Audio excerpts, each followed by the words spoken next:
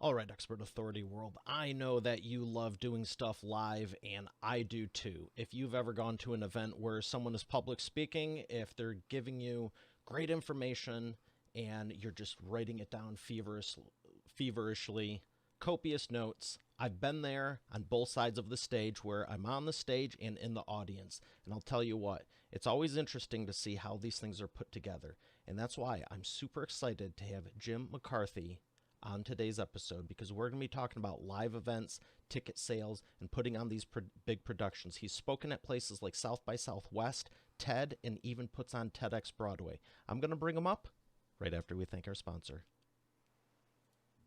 Every business needs a book, including yours. Visit freebusinessbookpublishingcourse.com today to learn the 7 steps to publish and promote your nonfiction lead and profit-generating business book in 8 weeks. Once again, that's freebusinessbookpublishingcourse.com.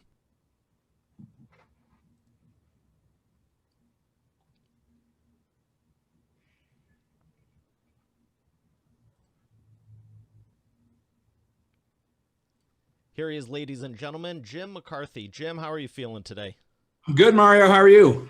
I'm having a great day. Awesome. Awesome. Glad to hear it. Well, I just want to jump right in because what you're doing is amazing, and I couldn't wait to have you on the show. How did you get into it? Because I was checking through your background, and it's pretty interesting, but how did you transition into what you're doing now?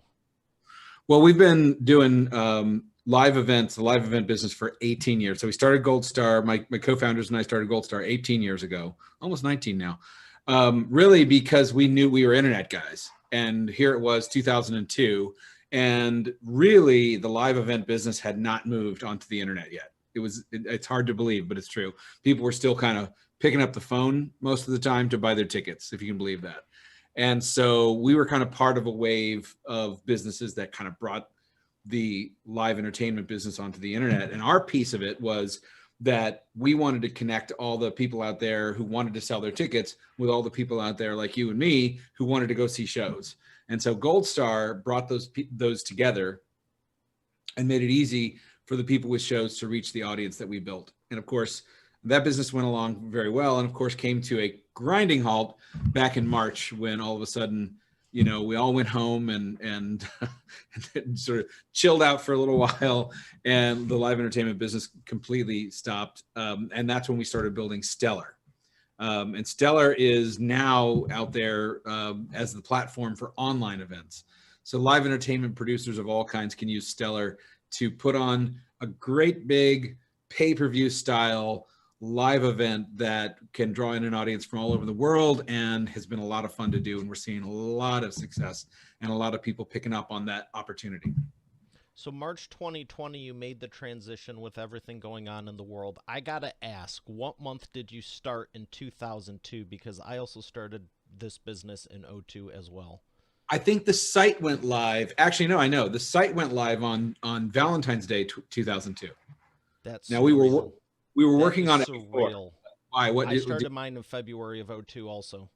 How about that? There you go. I don't think it was Valentine's Day. I'd have to look at a calendar as to the official event, but it was with the Detroit Auto Show going on that whatever weekend it was in '02. Yeah. But that'd be surreal if it was Valentine's Day. But wow, congrats! That's amazing. Same to you. Same to you. That's very thank cool. You.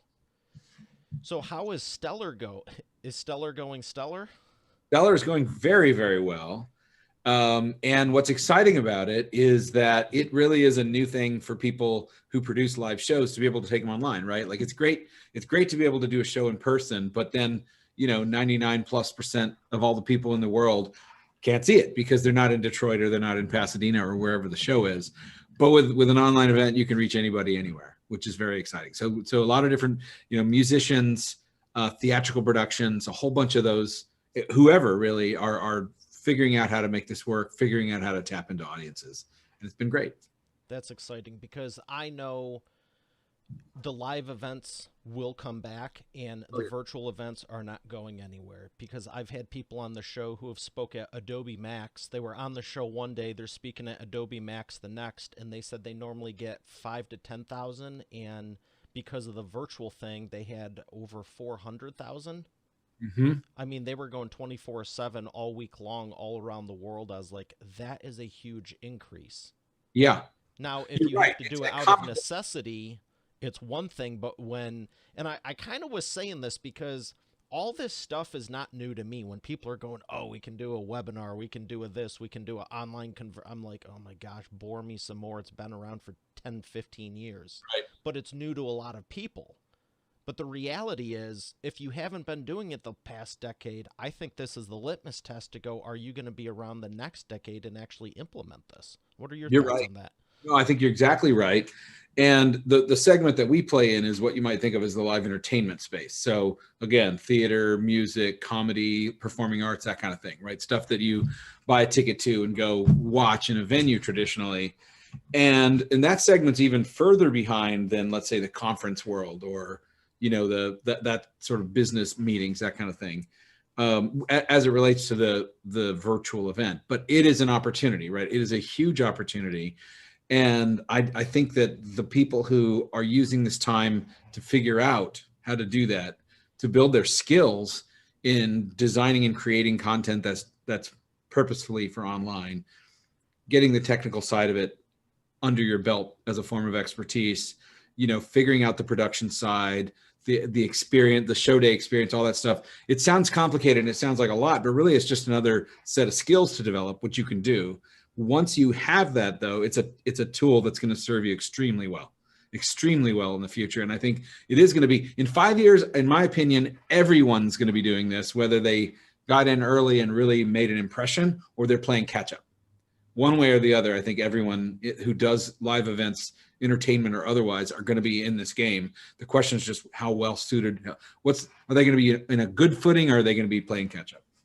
Yeah, I definitely don't want to be playing catch up because there's so many. I mean, mobile devices. I remember when smartphones came out and it was like, oh, smartphones, cool, whatever. I remember before smartphones and everyone was just calling them Blackberries. Remember those things? Right, of course. Yeah. And now the stats last I saw are somewhere between 7 to 10 devices per person, not per household, not per business, but per person. Does that include like TV? I don't even know what that would that I don't include. even think that's. I don't even think that includes TVs. I'm just Computers, thinking phones, tablets. computer screens, tablets, mobile devices, laptops, Yeah, yeah. smartwatches. Curling irons. I don't know. Yeah, the fridges that have the TVs built, or the screen. I shouldn't say TVs. The screens built in them. Do TVs even exist anymore? I mean, if we're Oh talking yeah, about TV for TV's sake, they're yeah. No, basically large monitors, and no one's got cable. So that's right. But you do. Here's the thing. I do believe, though. I do believe that the value of a really large monitor with good sound is really important, because you want to. You don't want to sit there and watch something on your laptop all night, right? You want to sit back and relax. I agree 100%. In fact, we 100%. we built for Stellar. We built apps for the Roku, for the Amazon Fire Stick, and for, of course, Apple TV. And for a lot of the big shows, people really prefer to watch on a big screen with nice sound, as opposed to, I mean, for goodness sake, I don't know how people can watch a show on a phone, but some people do. And a lot of people watch on a laptop, but a lot of people also watch on, on the TV, because why not, right? Actually, and in the Stellar app, you can actually watch the show on one TV, on the TV, let's say, and then chat along with it, on your phone. So it's kind of fun to do both. But See, you're already on the cutting edge of the technology because people thought about that too. And yeah, I've spoke at virtual events and real life ones, and I've attended both, like I was saying. And it's interesting because how people put it, you have the great world class speakers. That doesn't change anything. The marketing plays a role, but then the experience of the platform. So yes, yeah, some that's so people don't important. have that live chat, and it's like you're just sitting there watching this series of YouTube videos. That's so, Mario. I think you've just got it. I mean, I feel like you could do my pitch for me, basically. I mean, the importance of creating that feeling of really being in a place with other people and being live, and the sort of experience of going to a show or an event is so important. Like there's been some people who've done successful rebroadcasts of old streams, and that's one thing. That's fine. But the ones that really have been successful on Stellar and other platforms have been real live shows where people could feel the energy, they could participate, they could see that other people were watching along with them, they could chat with them, they could react with emojis and that kind of thing, and they could actually interact with there was a show on Stellar last month It was a concert on Broadway called It was Jagged Little Pill, Jagged Live concert from that Alanis Morissette album that you probably remember. And one of the things they did was they let the audience pick the encore song, which was very cool, right? Like, gave people a poll and they answered it and they picked the song. They said, well, you guys picked, song A, and then they played that, which is very neat, right? Like, you really feel like you're part of it.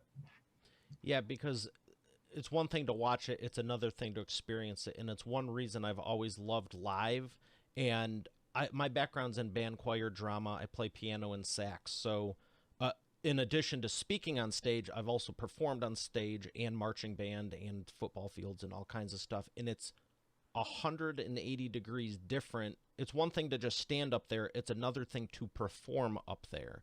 Right. And I think that was one of the bottlenecks with the virtual, is just how do we recreate this and everything. And you can go, we're going to do a breakout room and do a chat and all this type of stuff. But I want to jump into the hybrid events when we can stand. I would love to be at a venue with you, experiencing it and seeing a show. But from a business standpoint, you want to capitalize on the other 99% that are around the world that aren't there. How do you see that meshing together in the future? It's actually a very familiar model. If you think about it, this is what sports has been doing for 50 years very, very well, right? Every live sports event normally is a hybrid event, right? So there's a room full of people watching the game, an arena full of people watching the game, or stadium, whatever. And then there's even more people watching it at home. And so it's not like it's completely out of the blue how this works, right? There's a model that's in existence. One of the concerns that people who produce live events have is, if I open this up for people to watch from home, maybe they won't come to the stadium. But like I always say, imagine, this is my thought experiment. Imagine that you're the commissioner of the NBA in 1985. Let's just thought experiment for you, right? And suddenly the league is popular again because there's Larry Bird and there's Magic Johnson and Michael Jordan and all of a sudden the league is popular. Somebody comes to you and says, hey, we're getting more popular. Our tickets to the games are getting more and more valuable, and we don't want to stop that. Maybe we should take basketball off television so that people will want to pay more for the tickets to come to the arena.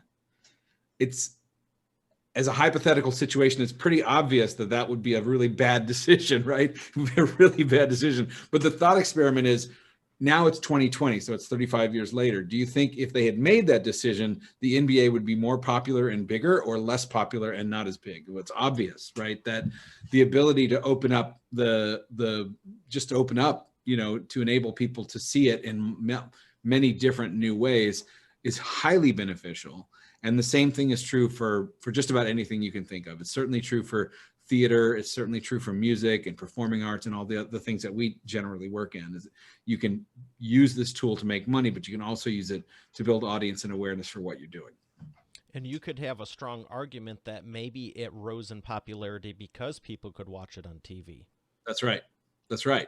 A lot of people don't know this, but in the 70s, I use the example of the NBA on purpose. In the 70s, the NBA really hit a low point to the point where the NBA finals were shown on TV on tape delay. Can you believe that?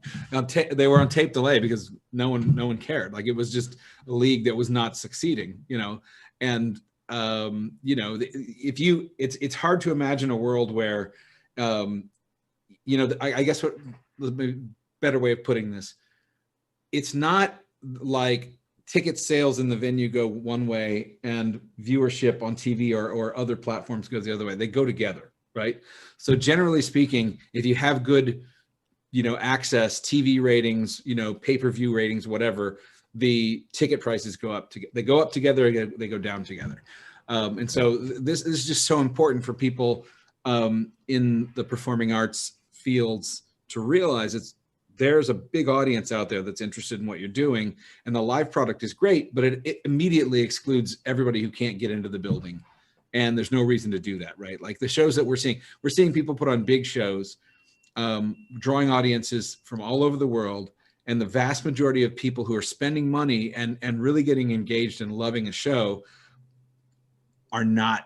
have never been to the venue and may never go to the venue, right? Because they're in the Philippines or they're wherever, right? So it's just a tool that I think people have got to learn to take advantage of, and they will, and they are. Yeah, and even locally, you could just have a distance. It's like, the game is a couple, 2, 3, 4 hours. You got to wait in line. It's an hour, hour and a half drive. And you can have 10 or 15 people over at your house and have fun with that. But are all 15 of them going to buy tickets at 100, Right. 200, 800 a pop? Right. That's right. And that's exactly right. And again, it's not a threat to the live experience because that's a whole different thing, right? Like that's something that you pay more for, and it's the best, right? I mean, you and I love going and seeing, shows, games, whatever in person, but you can't always do it. You can't always do it. So I think the hybrid event is one that I know people are already planning for. They're planning for using the tools that have been created during COVID as ways of expanding the access for an audience to see what they're going to do when they come back out. Like, think about it, right? Like maybe the first night that, I don't know, Hamilton or some other big shows back on Broadway, you think maybe they might be able to attract an audience to watch that? I think maybe they could sell a few tickets to that, right? I think Hamilton won't be a problem at all, and I would even say all the shows that were struggling before. I know so many people. They're like, I don't even care what we do. Just give me Yeah, something new to do. ain't that the truth? Ain't that the truth? So I want to ask you about the first couple of steps. If someone's never done a live event or virtual event, and they're Yeah. listening to you going, you know what? I'm not looking to do a Broadway show this year, but I'm going to give it a shot just to wrap my head around it. So in 5 years from now, I'm not playing catch up. What would some of the first things you recommend they do? I actually have 5 things I call the big 5 for avoiding failure and setting yourself up for success with your first online event. The first thing, of course, the concept for the event is critical. Like, what is the event? What's it based on? What's it about? One way to start on that, if you have an idea, that's good. But one way to kind of think about that is, with an online event, it's very helpful to build it around an actor, a person or whatever who has an existing active following, right? Because an online event, the audience is worldwide. What you're reaching is not normally, for an event, you're reaching a local market. You're reaching people who are broadly interested in a narrow geographical area. With an online event, it's the opposite, right? It's a broad geographical interest, but a very narrow interest.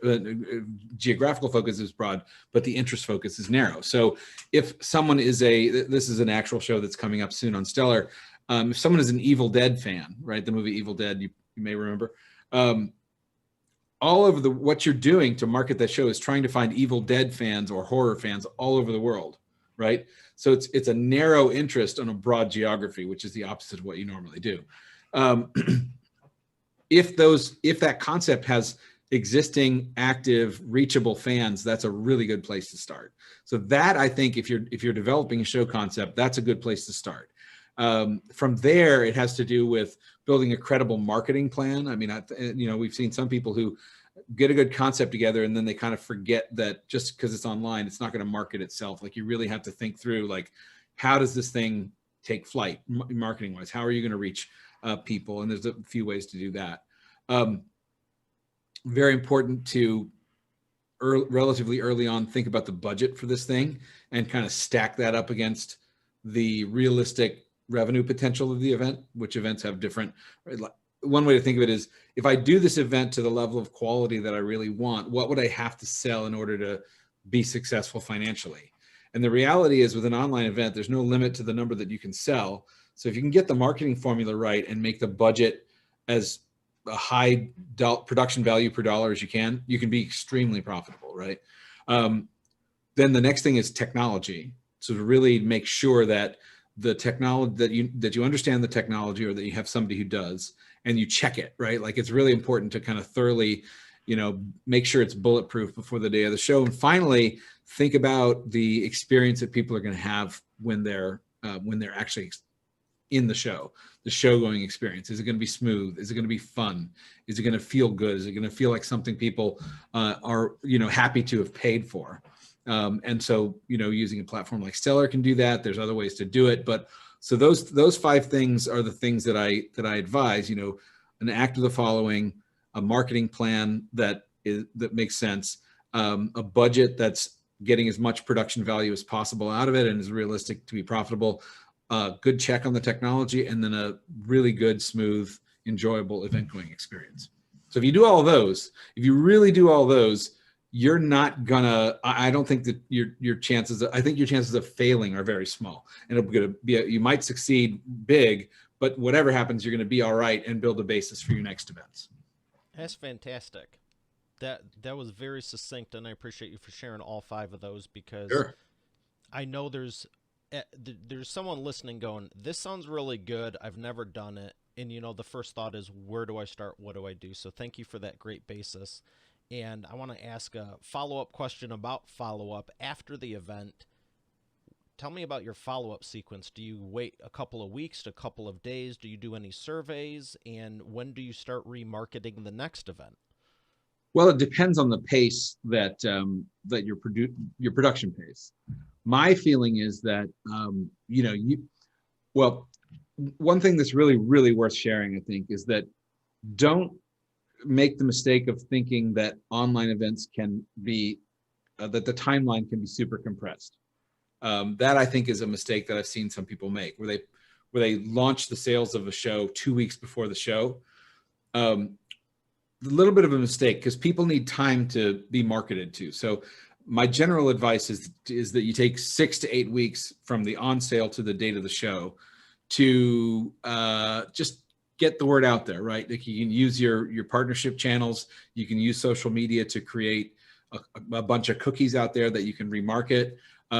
You need some time. It's true that people tend to buy their tickets later than they do for in-person shows, because there's no such thing as a bad seat for an online show. So there's no like incentive to rush early and buy your ticket. But it's also true that just because they tend to buy a little later doesn't mean you can skip over the marketing that goes into the first few weeks.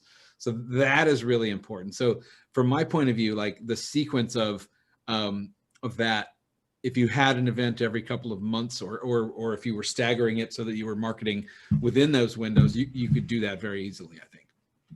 Now, do you think there's a frequency that's too much? If someone goes, I'm going to do an event, it was very successful, you could go, well, let's do them quarterly now. And I think that for anyone is a good pace, because it gives you time to market and also breathe and, let people talk about it. But what if someone goes, I want to be doing an event monthly? I think you can do it. I think you could probably even do it a little more often than that if you really wanted to, but you've got to give people something different, and you have to have this rolling marketing process going, right? So it could be, for example, that if you run a music venue, you could do an event, much more often than that with different artists, as long as you still have a good marketing cycle in place for every one of those artists, right? If you're doing essentially the same show, it does take a little time, right? Like, if you tap out your audience, and then you do the same show again, you probably want to give it 2 or 3 months. You're not going to be able to sell the same thing every week, week in and week out.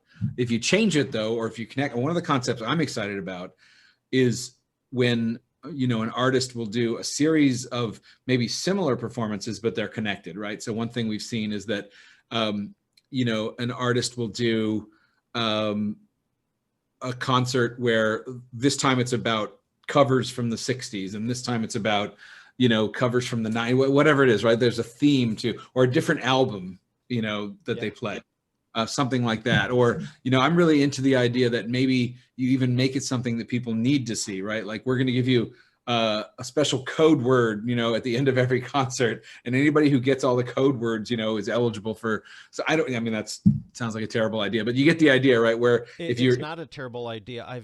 One of the last events I was speaking at, a couple of the people did it, and Tuesday was one day, Wednesday was another. Obviously there's separate days, but Tuesday was one topic, Wednesday was another topic, Thursday was. So if you watched all the trainings from Tuesday, each speaker, like, you'd give one word, I'd give one word, the next one would give one word, and it's a great way to make sure people aren't skipping over stuff either. Yeah. But when you have an incentive in our business, if anyone ever asks you about that or you want to do it, it's a great idea. I think so, and you can make it really fun too. It's almost like you could collect. It's almost like a collectible thing. So there's a lot of ways of of creating a reason. I mean, one of the things that we always talk about in the live entertainment business is you got to give people a reason for it to be live, right? In a world where there's so much content available just sitting on your butt at home, why do I need to drive across town to a venue? Well, there's good reasons for that. But when you think about producing a Break live, from the screen. break from the screen for one thing, and also it's better. Obviously, we all know that a live experience is fun in its own way, but it does ask the question, like, why does this need to be live? Why does this need to be an experience as opposed to just content, right? So, and I think the same thing applies to online events. Why do I need to see it live? And there's a lot of good ways to answer that question. Giving people ways to participate, to play along, to interact with other people, to have access they couldn't get, right? Like, one of the things that online events often contain is sort of a look behind the scenes, right? If you imagine you're standing, that the camera is putting you in the little circle with the band before they run out on the stage. If you're in the venue, you're not experiencing that, right? Like, so there's ways in which the live nature of the experience can be really special for an online event, and people are getting better and better at doing those things. Yeah, it's interesting to see how it's all progressing. Tell me about your most successful. What's been one of your most successful events, you would say, and the biggest return you were able to give to the person putting it on? I think the biggest show on Stellar so far has been the Jagged Little Pill concert back in December, just about a month ago, which was the first time that the cast of Jagged Little Pill had gotten together since the pandemic. They got together in a theater in the Broadway neighborhood and put on a concert of the album, and it was amazing. I mean, it was really great. There were tens of thousands of people watching. The chat was just outrageously fun. The pre-show was even fun. They did a lot of clips and interviews and little musical nuggets. But I mean, people kept, the show ended and like 1,000 people kept chatting for 45 minutes after the show was over. It was a blast. I mean, the music was great, and it just really felt like something special was happening. It was live. There were people who were talking about how they were crying the entire time, which, I guess tears of joy, presumably. But I mean, that was a really awesome show. But, there's been other huge shows too. There was that same weekend, there was a Christmas concert by Broadway Inspirational Voices that had, I don't know, 20,000 people in it. Just having a great time as well, raising money and listening to great music. So, I mean, it's a lot of fun stuff that is happening, and not just on Stellar, but beyond. But for us, I mean, those kinds of things have just been so much fun. Well, I'm glad you're bringing joy back to people, because they definitely need it. And no matter what's going on in the world, it's just a fun thing to do and share the experience with people and have that time together. And if you have a background in being on stage, maybe it's something to consider again also. I mean, the other thing is, if anyone's listening who is considering doing an online show, and part of our job at Stellar is to help you develop that concept and bring it to life. So don't hesitate to reach out to us, reach out to me, and we'll work with you to kind of nurture your concept into something that's real. We've had people do some really neat stuff. There's a father-daughter musical duo called Matt and Savannah Shaw that are on YouTube, and they sing together. They're great. They put on a show back, I think it was in November, that they sold thousands of tickets to this show. They did a nice job producing a really good show near them in Utah, I think is where they're from. And thousands of people watched it and loved it, and it was just so much fun. I mean, and these are people that they're very good, but they don't have experience touring the world. They're just really good singers, and they got some help, from a production company putting the show together. It looked great, sounded great, and their audience loved it. So it can be done in a bunch of different ways to connect with audiences and just, have a great time, do a great show. Financially, it can be very rewarding, and artistically as well. And I think there's a lot of innovation to come in how people use this whole democratized pay-per-view type system to get some cool stuff out there. I got two questions for you. One of them I'm throwing in because I think it's important, and I know someone listening wants to know. Okay. As far as the marketing, Yeah. because you're telling us success stories of people who sold thousands of tickets, tens of Yep. thousands of tickets, Yep. 6 to 8 weeks. how important is the marketing when if you're already at a level where you're going to put on a show and you're going to be a great performer? Do you should you be spending 80% of your time on the performance, 80% of the time on the marketing, 50-50? What are your thoughts on that? Because I'm thinking of some people right now who are really great performers, and they're just, I would be hard pressed to believe they could get a couple thousand people online, offline, whatever. And I'm thinking of how could we help them do that? And I know the answer is down to the marketing, but what are your thoughts Yeah. on how much you should be devoting to it?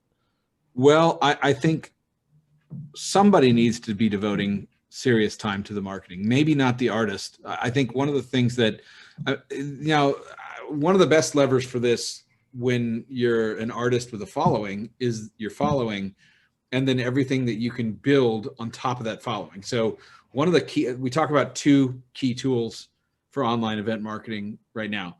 One is, well, 1A and 1B are the following that the act has. So the immediate people who are following on Instagram, following on YouTube, whatever the case may be.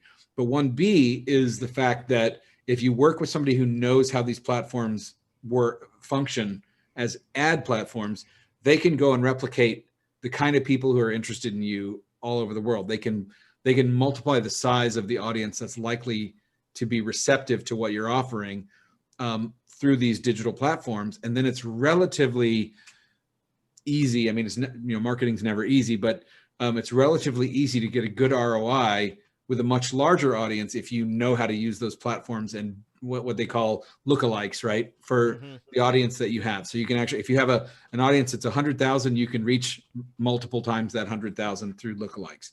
So that's something that if the artist or the person with the following doesn't know how to do it, they shouldn't try.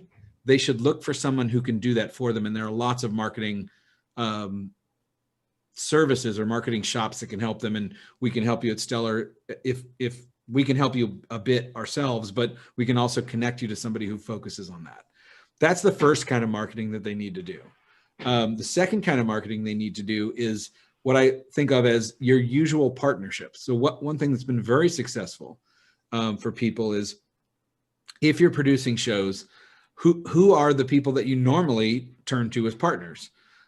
So for example, with Jagged Live, they do shows in theaters, right? They're planning a tour as soon as things open back up. So a lot of the theaters around the country that will be eventually housing their show actually marketed the online show to their buyers because they got cut in on the revenue of it and because they want to build excitement and anticipation for the show when it really does come. So there's ways of thinking about who are the people who sell my tickets for me now, and how can I enable them to sell tickets for me, during when we can only do it online. Now, if those don't exist for you because you haven't done shows yet, then really, I think what you need to do is give some thought to finding people who can really supercharge your digital marketing around a core of interest and the fan base, creating the lookalikes and really going all in, building all the touch points so that you can remarket people as you get closer and closer to the date of the show. But can be done. It can definitely be done. But if you go back to my first of the big five, starting with an act that has a following, it's kind of like you got a little fire burning, you can make a bigger fire, right? So it's nice to have at least a little fire burning of a fan base. If you don't have that, it's just a little harder to, I would give it a little more time maybe to build. Do you have a certain number when you say start with a following? Is that 100, 1,000, 10,000? Or it doesn't matter? You just mean have a following. Yeah, people, sometimes, people's following may not appear to be all that big, but they're very active, right? They're very, very engaged and active. So it's hard to give a rule of thumb there. One of the ways to look at it is if you as an artist or a personality or whatever, put something out to people and say, hey, try this, click on this link or do this thing. And a lot of people do, you've got an active following, right? Like this is a sign that people are listening to what you're doing and taking it seriously. And if they're excited enough, if you've never done a live concert or online concert, they might be so excited, they're probably going to be running their mouth to all their friends about it. They definitely will. Yeah. So I think that's a big opportunity for people. I think that it really is going to become obvious as time goes on that if you have an active following on Instagram or TikTok or even probably Facebook, where YouTube, these different places, that your ability to do a big pay-per-view type event online is very good, and the financial opportunity, it's a much better way to monetize than ads on YouTube, right? I mean, because you know how narrow the funnel is to the money that you actually get if you're, say, a YouTube personality, right? Like there's a lot of money at the top in the ads that YouTube sells, but only a tiny fraction of it comes through to you. A pay-per-view event or an online event on a place like Stellar, basically, once you cover your costs and everything, you make all the money. So it's actually a really effective way of monetizing compared to the ways that you have right now. Excellent. Well, thank you for elaborating on that. I got one more question before Sure. we thank our sponsor and come back for the imperfect action round. It's the wheel of whatever. All right. And this I don't is know what that means, but I'm ready. it's the fun bonus question that I created because, well, what can I say? I'm a performer, and I thought this would be a cool idea, so I made it happen. I like it. I like it. It ended on the best question there ever is. All right. It's perfect for you. Who is someone you would love to do a concert with on your platform that you haven't yet? Dolly Parton. I didn't even have to hesitate. I want to do a concert with Dolly Parton. And it's partly because she's great. Everyone loves Dolly, but also because I'd love to have her mind at work on how to make online events, really, really spectacular. I just think, Dolly, if you're listening, I'm sure she's listens to your show, Mario, every day. Call me because I have a great idea for you. So, Dolly Parton.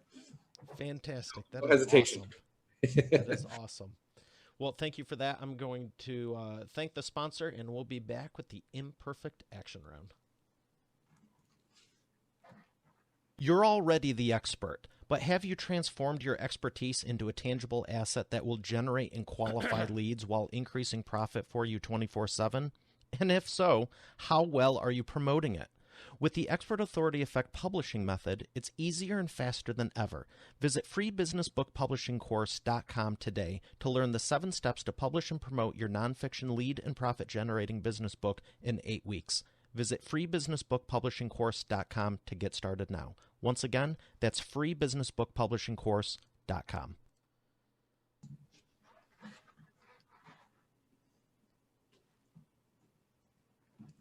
And we are back with the imperfect action round. Jim, are you ready to take imperfect action? Always. 60-second answers. I got 3 questions for you. And the first one is, what is the fastest path to the profits? I don't know if you mean in this field or in general. So I'll just go with this field. In this field, the fastest path to the profits is thinking carefully and quickly about getting your first show out there, learning and repeating. So, and this is actually probably applicable to any situation, right? You've got to get into reality and see what reality has to teach you before you can take the next action. You don't perfect ideas in your head, you perfect ideas in reality. Ooh, I like that a lot. Number 2, what is the biggest problem you see your prospects making and the fastest way for them? What is the biggest problem you see your prospects making and the fastest way for them to fix it? The biggest problem is getting good at developing online shows, right? So it's not obvious how to make a great online show. And the fastest way for them to do it is to throw themselves into it and take it seriously as an art form. Some people who are doing these things are kind of sticking their toe in the water. They're sort of nibbling, they're kind of half stepping. If you elevate it from not a substitute for the live event, but a new medium that is complementary to the in-person event, and take it seriously, your mind starts racing. You start solving problems, you start coming up with good ideas, and then your ambitions can be 10 times bigger. Excellent. Number 3, what is the best way to maximize customer lifetime value? Well, in general, the best way to maximize customer lifetime value is stand for something that the customer values, of course, but that you always deliver for them in a way that is just super reliable, over hits the mark, if you will, goes past their expectations of the mark, and that you're always there to deliver for them. So, it could be something weird. It could be something small. It could be something that doesn't seem like the biggest thing in the world. But if you're delivering that thing and it's very clear what that thing is, and you're always over hitting the mark, people are going to come back to you for that thing because they know that you're trustable to deliver it for them. Excellent. What books would you recommend to Expert Authority World? Let's see. There's so many to choose from.